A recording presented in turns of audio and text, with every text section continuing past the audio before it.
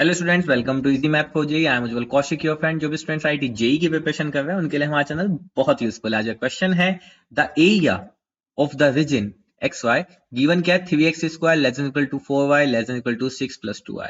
तो जो हमारा एरिया का क्वेश्चन होता है, सबसे पहला ऑब्जेक्टिव होता है हमें अपना चित्र बना लेना। तो चलिए इसके लिए इनक्वालिटी से डील करते हैं। इनक्वालिटी मुझे गिवन है 3x² less than equal to 4y less than equal to 6x + 24। अब हम क्या करते हैं, इनक्वालिटी को सेपरेट करके दो कर्व ऑब्टेन करते हैं। तो इसको लिखता हूँ 4y और एक लिख सकता हूँ इसको इधर 4y is less than is equal to 6x + 24। मैं हमेशा क्लास में कहता हूँ इनक्वालिटी का पर्पस सिर्फ आपको ये बताना है कि आपको ग्राफ का कौन सा साइड शेड करनी है, कौन सा रीजन लोकेट करना है। तो क्वेश्चन को सोल्व करने के लिए हम इक्वालिटी ले लेते हैं। तो 4y is equal to 3x² हो गया, तो y is equal to 3/4x²। एक तो कर्व आपका ये आ गया। यहां से देखें तो 4y is equal to 6x + 24। तो यहां से मेरे पास ये स्ट्रेट लाइन आ गई। अगर मैं इसको और शॉर्ट करूं तो 2y is equal to 3x + 12। ये मेरी लाइन आ गई। ठीक है, मैंने 2 कॉमन लेके कैंसिल आउट कर दिया। ठीक है, अब देखो इसको प्लॉट करते हैं। चलिए इनको प्लॉट करते हैं।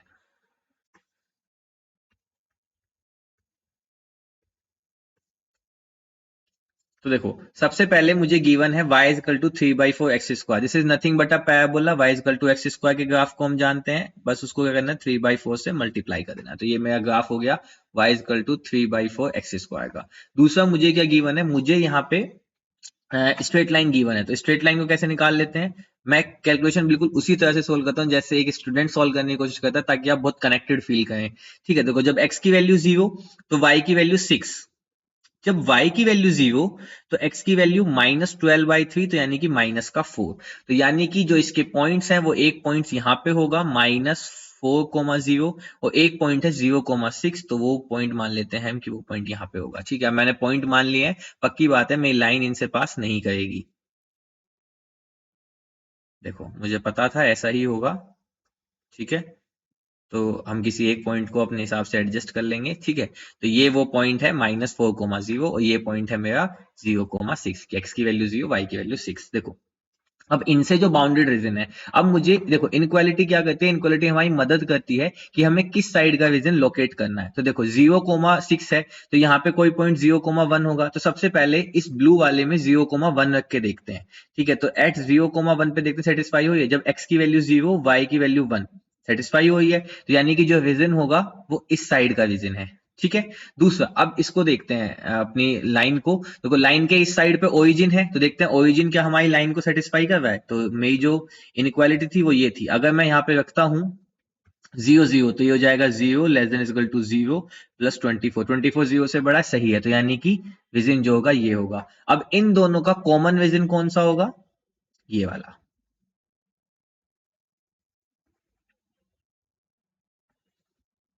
ठीक है, इन दोनों का कॉमन रीजन कौन सा होगा, ये वाला रीजन होगा हमारा। अब हमें इसी का क्या करना है, एरिया फाइंड करना है। उसके लिए अब हमें क्या चाहिए, इंटरसेक्शन पॉइंट चाहिए। देखो इंटरसेक्शन पॉइंट निकालने का सबसे आसान तरीका है, हमें जो लाइन गिवन है और जो इक्वेशन गिवन है उनको आपस में इक्वेट कर लेते हैं। तो चलिए यहां से निकाल लेते हैं। तो ये हो गया y इक्वल टू 3/4x²। सबसे सिंपल है 4y तो यहां से कर लेते हैं इन दोनों इक्वेशन को इक्वेट। तो 3x² is equal to 6x + 24 है ना। देखो बेसिकली इसको मैंने इक्वेशन 1 माना, ये कह सकता हूं मैं, और इसको मैंने इक्वेशन 2 माना। ठीक है, 1 एंड 2 से मैं देखूं 4y है, तो मैंने दोनों इक्वेशन को आपस में इक्वेट कर दिया।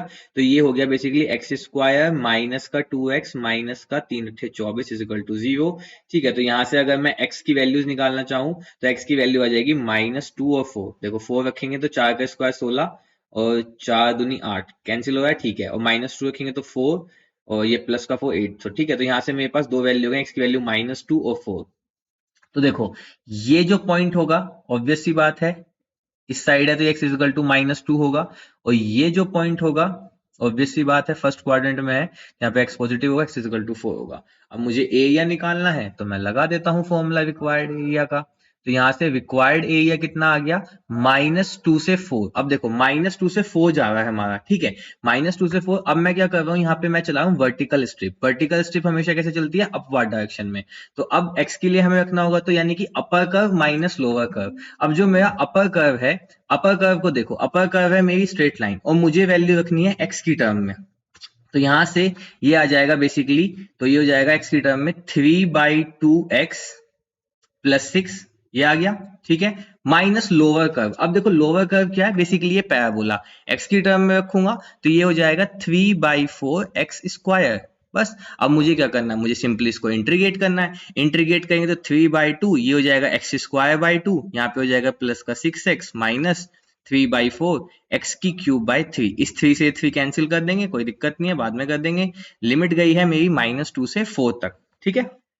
अब इसको सिंप्लीफाई कर लेते हैं, तो यहाँ पे आया 3/4 x⁻²। तो 4 रखेंगे तो एक 4 से 4 कैंसिल हो जाएगा, तो यहाँ पे सिर्फ बच जाएगा 12। तो मैं डायरेक्ट लिख देता हूँ 12। तो यहाँ पे आ गया 12 प्लस यहाँ पे आ गया 24 माइनस इस 3 से 3 कैंसिल, यहाँ पे 4 रखेंगे अपर लिमिट, तो 4³ तो एक 4 है तो कैंसिल, तो यहाँ पे आ जाएगा 16, ठीक है। तो आ गया 16 होगी upper limit, minus lower limit रखते हैं, तो 3/4 और 2 का स्क्वायर करेंगे तो 4, तो यहाँ पे बच जाएगा सिर्फ 3, ठीक है, माइनस का 12 और यहाँ पे रखेंगे तो माइनस रखेंगे तो प्लस का 8/4। अब देखो 2 की क्यूब किया तो 8 आया, 8/4 करेंगे तो सिर्फ मेरा 2 बच जाएगा, ठीक है। तो यहाँ से हुआ ये आपका 36, 12 36 होगा ना, 12×2 = 36, ठीक है, -16 माइनस यहाँ पे बचा 5 माइनस का 12।